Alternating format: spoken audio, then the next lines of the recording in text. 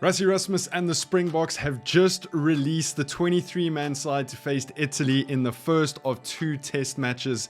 And to be honest, I wasn't sure what to expect after that Barbarians game, but they haven't left a stone unturned and they've named an absolutely stacked side to play Italy. If you haven't, please hit that subscribe button. I'm trying to bring you the best Springbok content possible over the next 6 months. It would mean a lot to me if you hit that subscribe button. Leave this video a like, and as always, drop your opinions down in the comments. Let's get into it. So here is your 23-man side to face Italy. And like I said in the intro, I wasn't sure what type of team Rassie Rasmus was going to put out after that comprehensive, dominant, clinical performance against the Barbarians. I mean, let's just quickly dive into that Barbarians test match just a little bit. I haven't seen the Springboks been that clinical in a very, very long time. Bad conditions, the Barbarians weren't looking very good, and sometimes it's difficult to play some very good rugby against a side that isn't operating, that doesn't have chemistry, that isn't flowing. But the Springboks really put in a dominant performance. You look at guys like Vincent Chachuka, who was making his debut for the Springboks, had an absolutely phenomenal game. You look at the likes of a Loot de Jager, who's coming off the 2 years and was super physical, probably also one of the guys who performed the best on the field. You had Ches and Colby again showing why he is Ches and Colby and arguably the best player in the world. And then Rassie Rasmus does something and brings on the bomb squad all at once. But not only that, he plays Andre Esterhuizen at flank for 37 minutes against the Barbarians in what Rassie and the coaching staff are calling a hybrid player, someone that can play backline as well as with the pack. And it's kind of the reverse of what they're trying to do with Kwagga Smith. And I think what Rassie Rasmus is trying to do with that is I think we could potentially see an 8-0 split on the bench coming up, maybe even against New Zealand at Eden Park. And now that's not me saying that there won't be any backline players on the bench, but if you have the likes of a Kwagga Smith and an Andre Esterhuizen on the bench,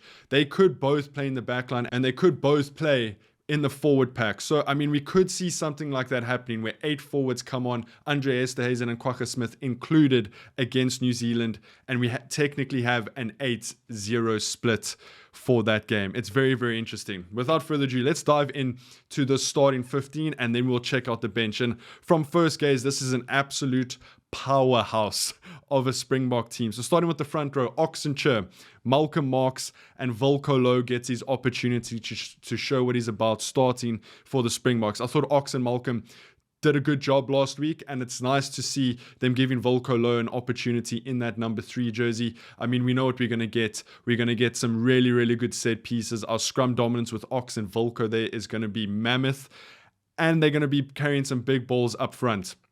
Into the lock department, Ebenezebeth is back and Loot de Jager. Now, I did touch on Loot de Jager a little bit in the intro, but I think he had a phenomenal game. And I think what Rassie is trying to do with this lock combination is try and figure out what our best starting lock combination is, and with having one lock on the bench, moving into those big games against New Zealand, against France, against Ireland. Jean Klein did get injured in that game against the Barbarians, which is super unfortunate for him.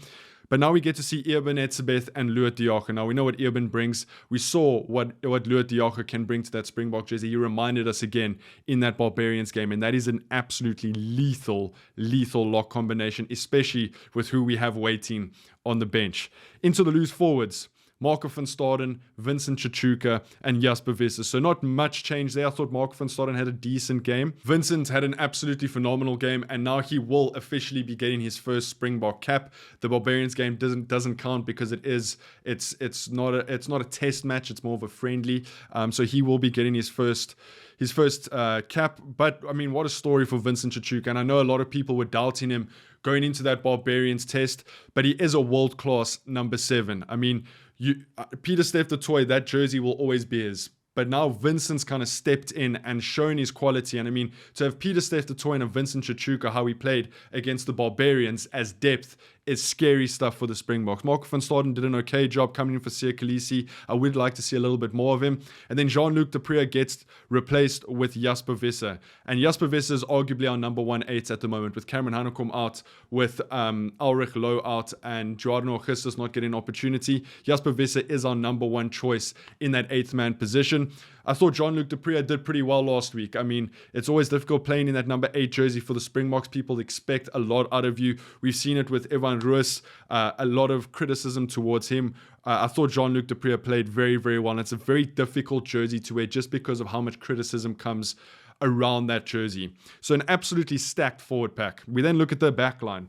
Morne van den Berg gets another start for the Springboks. And I mean, maybe this could kind of be telling the story of where Morne van den Berg is in his career and how Rassie Rasmus and the coaching staff sees him in a Springbok number 9 jersey. Because what I was expecting is maybe for Rassie to experiment more with the number 9s, maybe give a start to Grant Williams or Kobus Elanoch or Faf de Klerk, but he's gone and he's backed Morne van den Berg again. Maybe tells you the type of game that Morne van den Berg had last week against the Barbarians. Then, number 10, Sasha out for Handré Pollard. And I mean, again, just listen to those names that we just swapping in and out from week to week. Sasha Feinberg and Ngumazulu had a good game last week. Maybe not his best, but he had a probably 7, 8 out of 10 performance. And then you bring in the Iceman, Handré Pollard, to replace him. It's the depth that Rassie Rasmus is building is absolutely phenomenal at the moment. And then a very, very similar back line that we saw last week against the Barbarians. Kurt Lawrence, Ches and Colby on the wings. I'm surprised Rassie Rasmus hasn't given someone else an opportunity there, but I don't mind it. I still think those are 2 best wingers week in and week out. And then I thought Damien Delende and Jesse Creel did a phenomenal job in the centers. We know what we're going to get from Damien. And I was asking questions before the Barbarians game is, where is Andre Esterhuizen going to fit in? Well, Rassie Rasmus answered that with his new hybrid player, which is Andre Esterhuizen.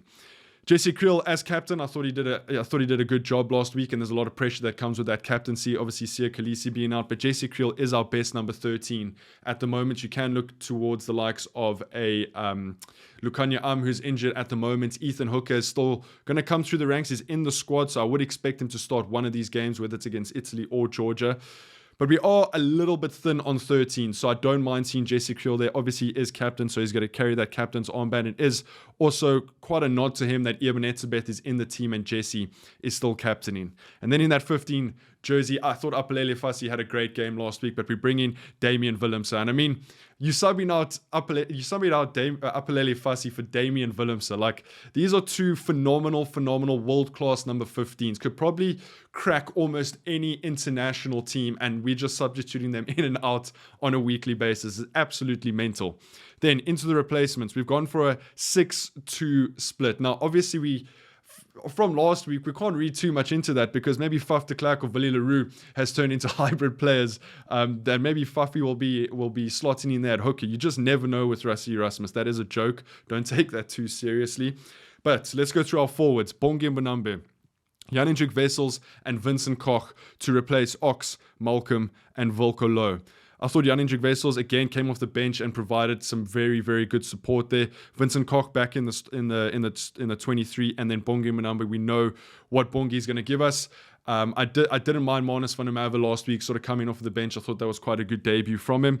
And then into that lock department, interestingly, we've gone for Argiel Snyman and Franco Mostert. Now, Mostert can obviously pivot and play flank as well, and he probably will play flank, or maybe they'll test out Argiel Snyman and Franco Mostert and replace Eben and Luat Diache in at that lock position. There's a lot of options that Rassie Rasmus can sort of play with there, and I mean, it's impossible to sort of predict what Rassie Rasmus is going to do, but I would assume Franco Mostert fits in on the flank, and then Kwagga Smith probably coming on an 8, but I mean, again, could come on at inside centre. You just never know with Rassie. And then our 2 replacement backs, Faf de Klerk and Willie Leroux. Obviously, Willie edging closer and closer to that 100th cap. I think this will be his 98th cap. So I think Rassie is definitely going to start Willie for his 100th cap, whether he gets it against Georgia or whether he gets that later down the line. He will be getting that this year.